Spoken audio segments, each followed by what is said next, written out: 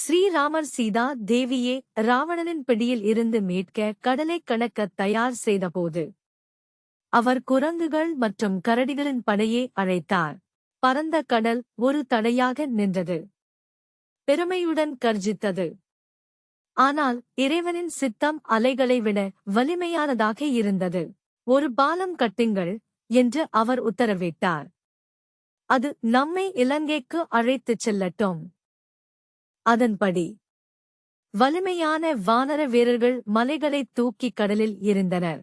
இந்த பாறைகள் ராமரின் நாமத்தினால் தண்ணீரில் தாமரை இதழ்களைப் போல மிதந்தன. இந்த பிரம்மாண்டமான பணிக்கு மத்தியில் ஒரு சிறிய சிலந்தி தூரத்திலிருந்து பார்த்து கொண்டிருந்தது. எனது இறைவனுக்காக நான் என்ன செய்ய முடியும் என்று அது வியந்தது. அதன் இதயம் பக்தியால் நிறைந்தது. சிலந்தி அங்குமிங்கும் ஓடி மணல் துகள்களை தனது கால்களில் சேகரித்து பாலத்திற்கு அருகில் வைத்தது. அதன் கால்கள் சிறியவை. அதன் அசைவுகள் மெதுவானவை. ஆனால் அதன் நோக்கம் மிகப்பெரியது. ஒரு வலிமையான வானரன் சிலந்தியைக் கண்டு சிரித்தான்.